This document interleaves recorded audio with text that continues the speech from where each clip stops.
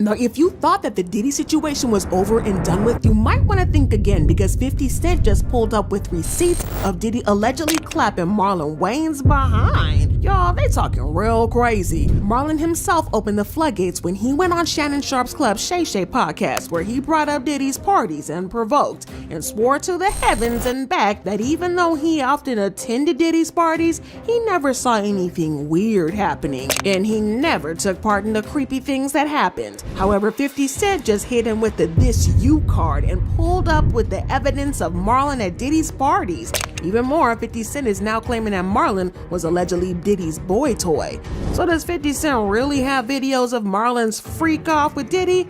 Let's talk about it. Now, why didn't Marlon just sit on that little leather couch and be under that fireplace and drink his little drink? Because instead, he brought up Diddy unprovoked, and he is now being hit with receipts left and right. Now, y'all know all about Diddy and all the allegations against him and how the feds are pursuing an indictment against him, right? So we're not even gonna go over all those details. Check the other videos. But since Cassie exposed him last year, we have found out about his shenanigans with some other male rappers and actors in the industry, including allegedly Cuba Gooding Jr., Meek Mill, and Usher. However, one name that was never on anybody's radar is Marlon Wayans, because we didn't even know that he and Diddy hung out like that. Now, like I said, he should have just kept his mouth shut and stayed under the radar. But y'all know what they say, clout is a heck of a drug. Nobody even knew that he was a regular guest at Diddy's parties until he spilled the tea on Club Shay Shay. I've been to plenty Diddy parties. I left early.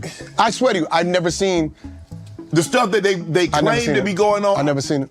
I never, those aren't the type of parties that I go to. I don't frequent those type of parties. And even if I go, like I said, I've never seen any of this. I'm like, when I hear about it, when did that happen? Yes. At what time did this go down? Because I was there till 3:30. You mean 3:32? So they waited for me to leave? Like, all right, good. That Wayans nigga's gone. He talked too much. I've never seen it. Never seen nothing. You know, I see drugs, you know. I don't be seeing like, I'm not a man that's about the gangbangs and the this and that.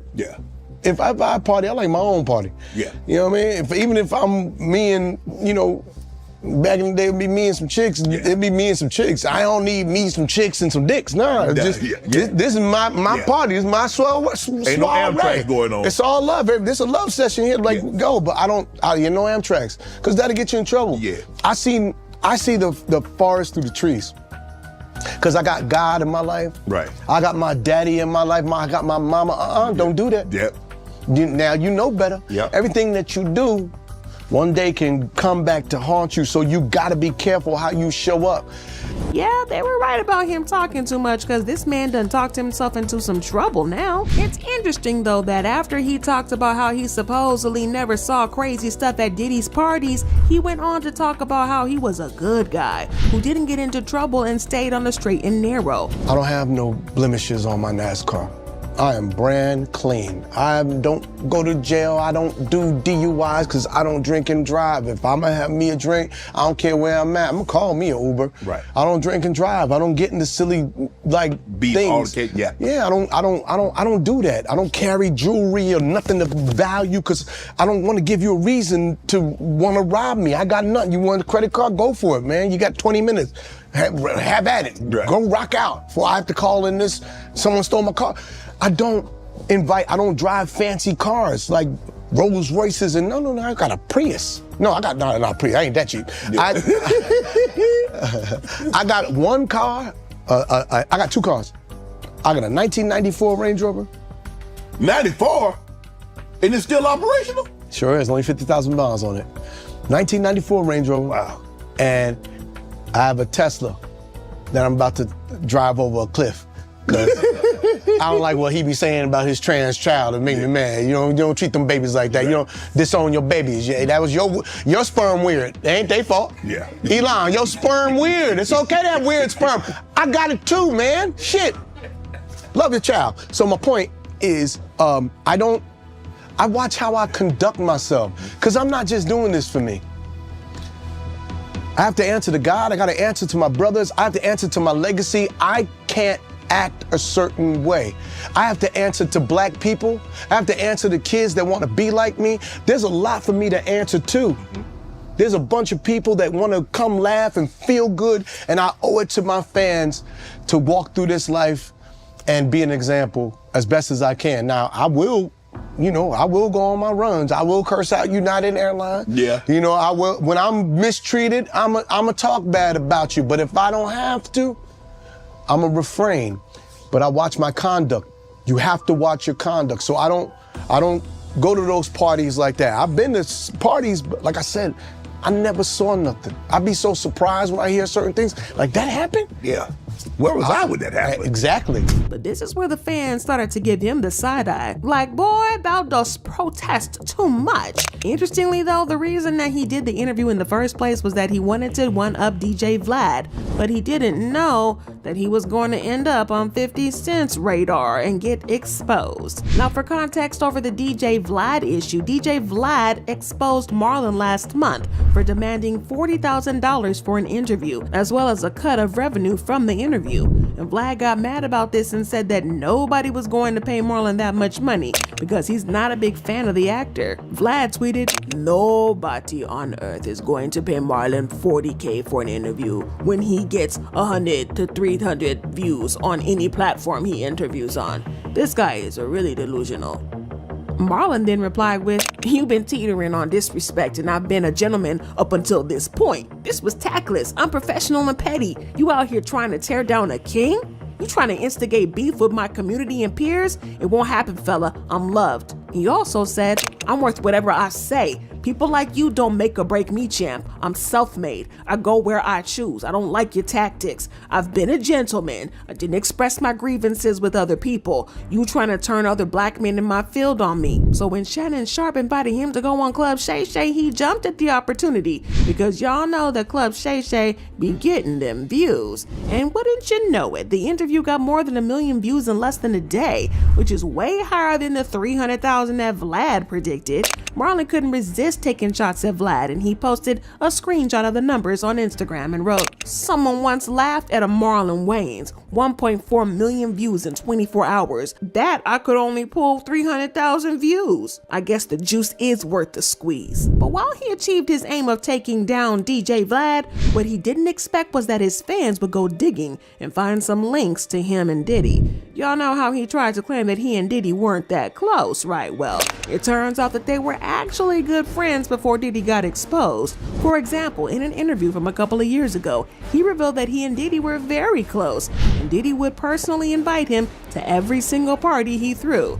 Now, from Cassie and Little Rod's lawsuit, we know that Diddy mostly depends on his staff to bring people to his parties, but for some reason, he was personally inviting Marlon to his parties. Yeah, that makes things a little fishy. But interestingly, the reason he was complaining in the first place was that Jay-Z didn't want to invite him to a Rock Nation party. He said, "I got a bone to pick with Jay-Z. I get in Diddy party all the time." He added, "Diddy hit me like, hey, like that. Come through, Ciroc, DeLeon, take that shot. Come have a good time. Always." Jay-Z, crickets.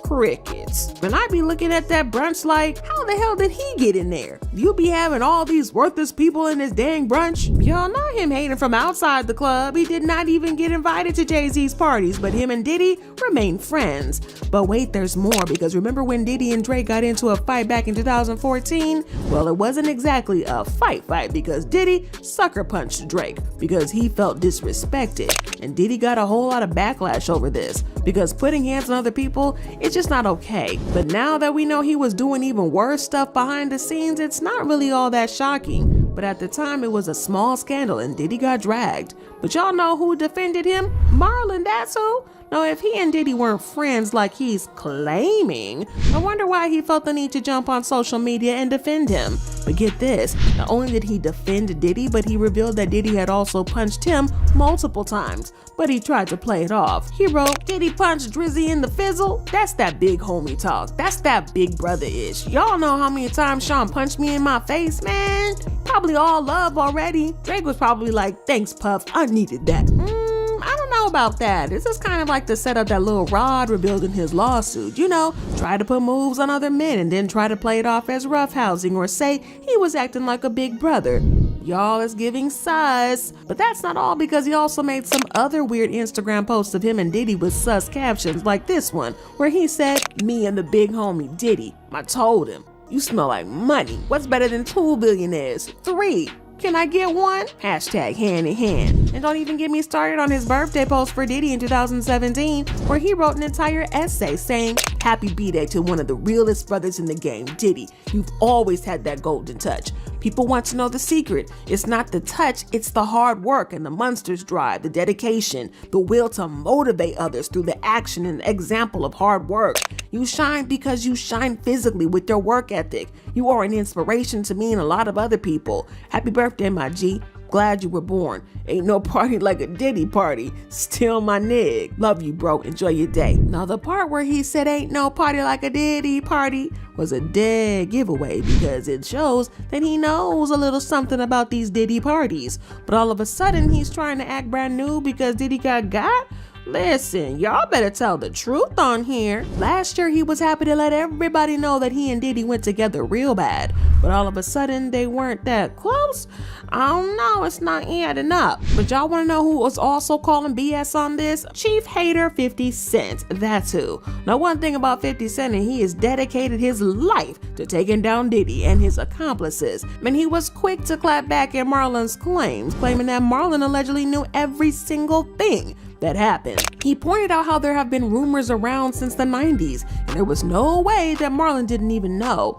According to an insider, 50 allegedly believes that Marlon could be one of those people who were getting their behind clapped by Diddy, if you know what I mean. He also hinted that there might be some tape of Marlon at the parties, and 50 Cent is allegedly going to make sure to feature it in his documentary. But speaking of documentary, he recently gave an update to Us Weekly, where he said that there are more celebs on tape than the public knows about, and that he is still going to produce that documentary regardless. He said, "I'm the person in hip-hop culture that has produced any hit television. Why wouldn't I be the person to produce it? I'm not on the tapes." Party videotapes were reportedly found after search warrants were executed on Diddy's homes. See, some of the people who have been around in the culture who are not saying anything, that's because they've been to the parties and they don't know what part of their experiences are on tape. So it keeps them quiet, and it looks like I'm the only guy, but I've been saying for years that something's not right. And it looks like Marlon has every reason to be scared, because we all know that 50 Cent doesn't play. Well, the fans are definitely not buying Marlon's claims about leaving these Diddy parties early, and they've been leaving comments saying, "Everybody knew to leave early, but didn't know what was going on after hours." Okay, so everybody left early? Who the F stayed then? Everybody ain't leaving them Diddy parties early. Somebody lying. And Cap, he's seen everything. But I got to know what y'all think about this. Do you think that Marlon was big Cap on the Club Shay Shay podcast? Or do you think he was spilling the truth? Drop it down in the comments below, and then check out this